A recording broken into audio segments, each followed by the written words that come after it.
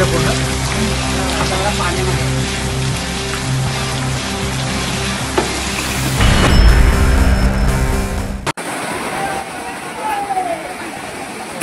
पाणी ओढायला नाही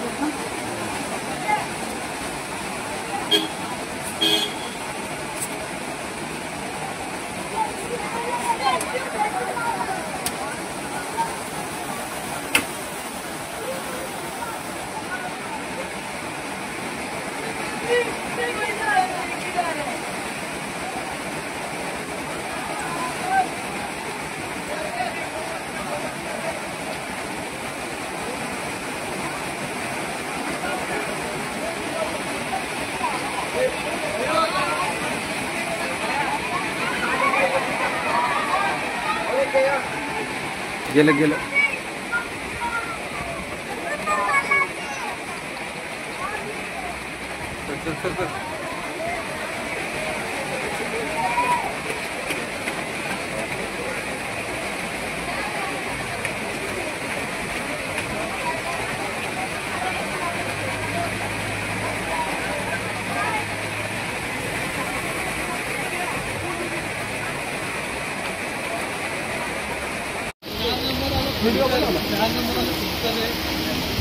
अरे वाचून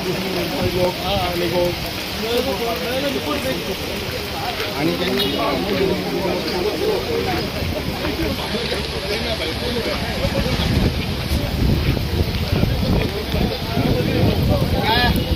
त्या झाडाला पुढच्या झाडाला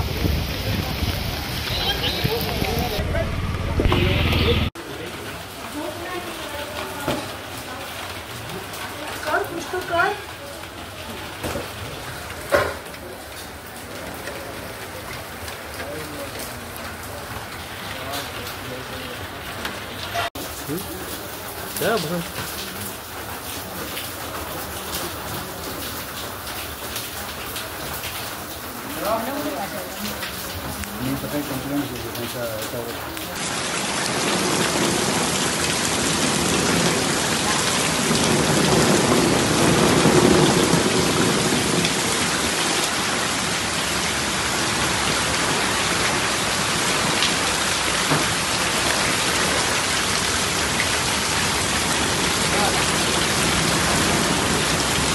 पाणी गेलं पूर्ण सगळं पाण्यामध्ये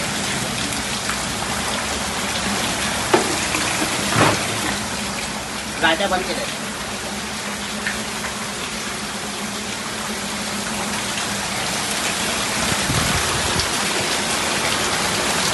घरं खाली खाली काय सगळी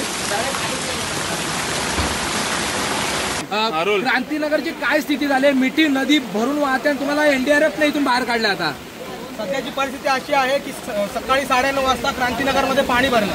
एनडीआरएफ वाले आले पण इकडचे कोणच आले नाही आम्हाला सपोर्ट करायला. आमचे रूम पात्र झाले.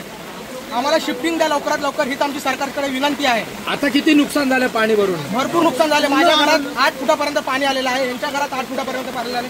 ही बघा ही महिला काय करणार? सध्याची परिस्थिती एवढी बिकट आहे की आम्ही या एरियात राहू शकत नाही. दुष्काळग्रस्त आहे. पोलीसवाले आम्हाला वारंवार येऊन सांगत असतात की इथं राहू नका तुम्ही, कधीही काही दुखापत होऊ शकते. पण आम्ही जाणार कुठे इथून? आम्हाला दुसरा पर्याय आहेच नाही. पाणी भरले घरामध्ये आणि किती त्रास होतोय? पूर्ण घर भिजून गेले. अशीच नेहमी स्थिती होते. दरवर्षी आमचं लहानपण गेले. दरवर्षी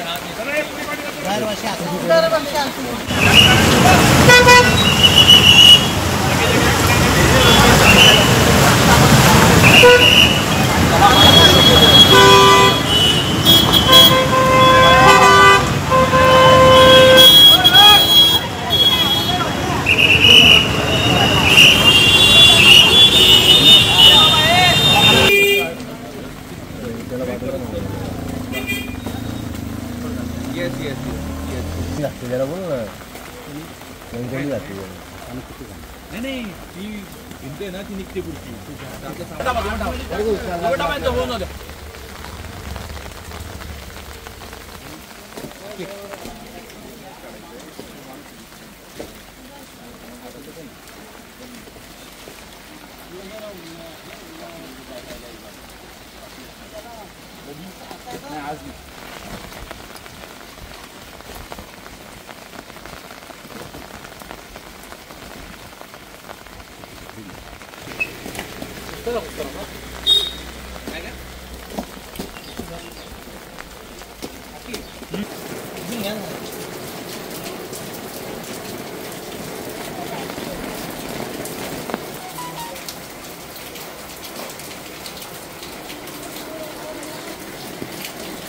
ठाणकरपाटामध्ये दुर्गानगरमध्ये ही परदेशी चाळ आहे, तेथील प्रजापती चाळ, त्यातील हे घर बंद होतं, त्याची भिंत कोसळली आहे. त्याच्यामुळे त्याच्या मागच्या जो घर आहे त्या घरातली भिंत पण सुटलेली आहे. तिथे भाडेकरू राहतात, त्यांचं सामान आता आम्ही शिफ्ट करायला सांगितलं त्यांना, कारण ती भिंत पण कधी पण कोसळण्याची शक्यता आहे. आज सुदैवाने शाळेला सुट्टी असल्यामुळे मुलांचा वावर कमी असल्यामुळे आज काही दुर्घटना घडली नाही, पण भविष्यात होऊ नये म्हणून ती भिंत पण काढून घेतात. दुखापत वगैरे झाली नाहीये, पण भविष्यात कोण तिथे परत त्रास होऊ नये म्हणून बाकीचं धोकादायक शक्य पण काढून घेतात.